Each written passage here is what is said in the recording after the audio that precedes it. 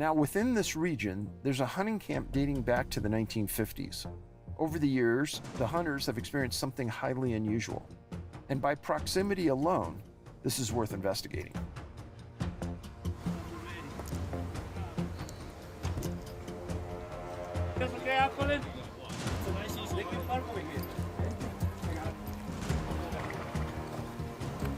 And just so people can get some idea, we're not that far outside of Yosemite. We're not far at all. No. I tell people we're between Yosemite and Tahoe, and that's where we are.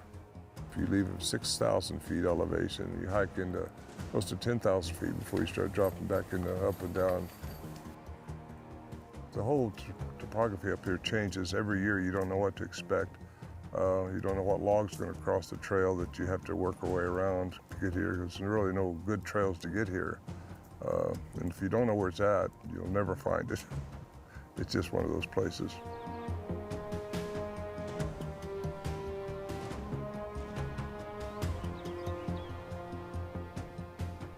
What year did the Sierra Camp start? The camp's been here since the 50s. I didn't start coming up until 1971. And do you know what brought him to this spot? Just one of those spots that Warren used to say this is as close to heaven as he thinks he'll ever get.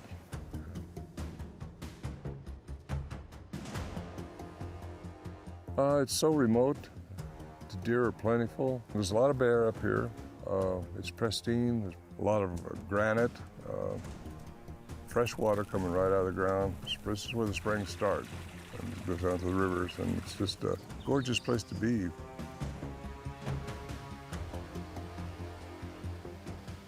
We was all a very sober camp, a very strict camp. No unload before you came into camp.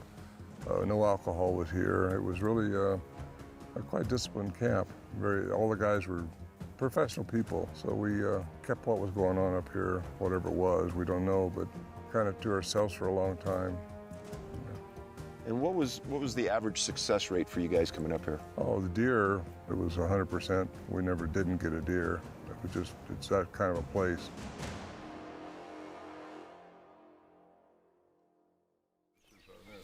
That's about 40 feet, I think. Hunters that come out of here, what's their success rate? You said maybe 20%. And think things through. We really didn't realize what we were dealing with. We still don't know what we're dealing with, but it was something very unusual. Strange things happen, and most of the stuff happened in the evening time, just at dusk, nighttime, like now. The first time I ever heard anything was later in '71. I came back up with the guys, and we was here by the stove. There was a stove here then. And as soon as it starts getting dark, we'd go in. Sometimes you might hear a grunt or a whoop or a big blowing sound or something like that, and that's when you know you want to get inside the shelter because you still don't know what you're dealing with. Whatever it is big, very, very big. We all go inside, close the shelter door, and that's a log that we put between these trees, and then we'd strap it inside a cable, and then they would start making their sounds. And that was in '71 when I first started hearing them, and we started recording them.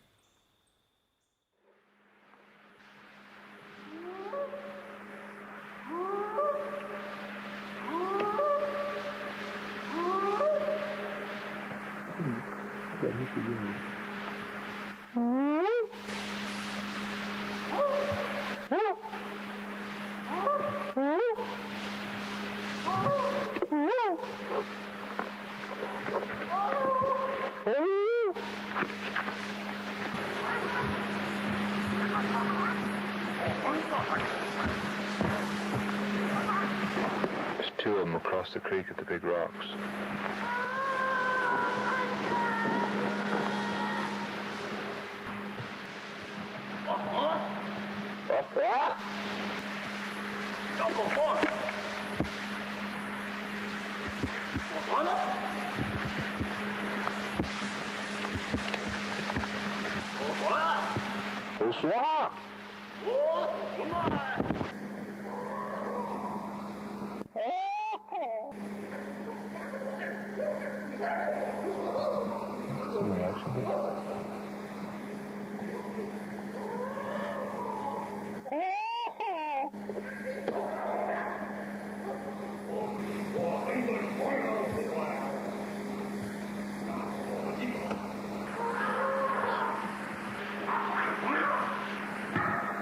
That's our job.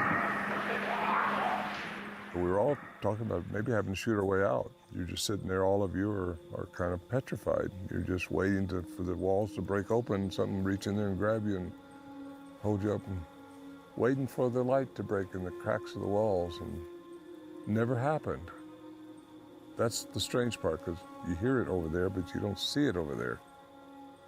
As time went on, 72, same thing. You know, whatever it was, we thought might be trying to scare us out. Maybe this is their territory, but we don't know. We can only guess at why they were doing what they were doing, and but they were observing us, that's for sure.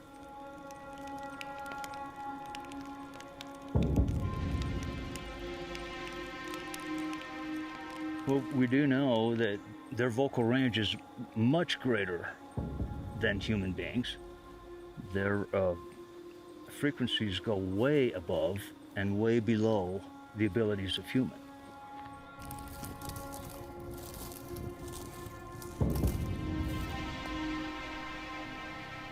I was trained in all of the deceptive practices in voice communications. Besides the fact that you have the creatures stepping on each other in their conversational turns, you have the humans, like Ron, stepping on the creatures back and forth, overlapping their voices on the tapes. That can't be faked. Not in 1974. Plus, it would be extremely dangerous to come up here at night into a camp full of well-armed hunters. They don't go to bed at night without their guns at their sides. Yeah, it's ridiculous to think of it. You wouldn't do it. You wouldn't do it just to coax a bunch of hunters up here. So from a 100% factual standpoint, we really don't know what's making this language sounds. That's right. We don't know.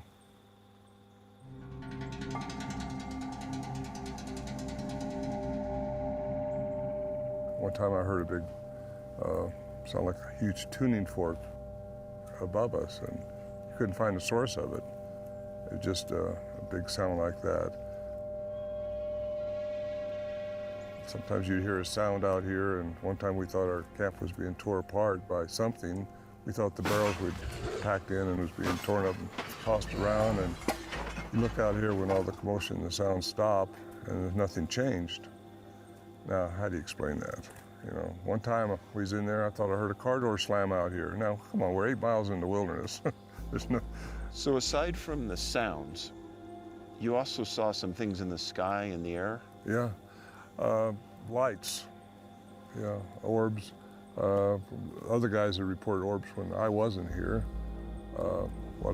Me and my friend Bill saw one night was a big blue ball coming down from up here, slowly moving, definitely controlled. It had some type of intelligence about it. And if you were just looking up there, you would think it was the moon, but it was blue. It was moving down. We lost it behind the trees and went over there. So I don't know what to think of that. You don't know what to think about any of this stuff, you know. We were in a tent. It just almost, it wasn't this dark, but this thing, what it was, just kind of starts moving across over here behind us. Elongated light, about probably 3 foot long, probably about that big around, and just a rod of light. I tell people when I talk about it, it's like a Star Wars saber. White, glowing, but not bright glowing, just glowing. And it just moved slowly through the trees, definitely controlled, and dissipated over here. Is it embarrassing to talk about? No, I don't care. I'm old enough now, nothing bothers me. What makes you keep coming back? The mystery that's still here. There's still a mystery that needs to be solved or understood. And I'm here now because you're here. I've been asked multiple times to be brought up here by different people, and I've turned them down basically because I don't want the area. It's such a pristine area still. I don't want it exposed to a bunch of researchers come up here, just inundating the area. And I've also told the hunters that still come up and their offsprings, which still hunt the area, that I'll kind of keep it very private as much as possible. The shelter, although it's been dismantled now years ago, it's still a place to come to. It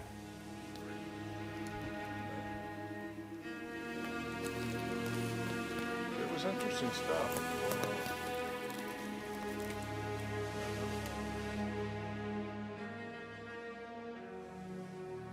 Nothing surprises me, nothing up here. Why this is such a strange place, I have no idea, but it is a very interesting area.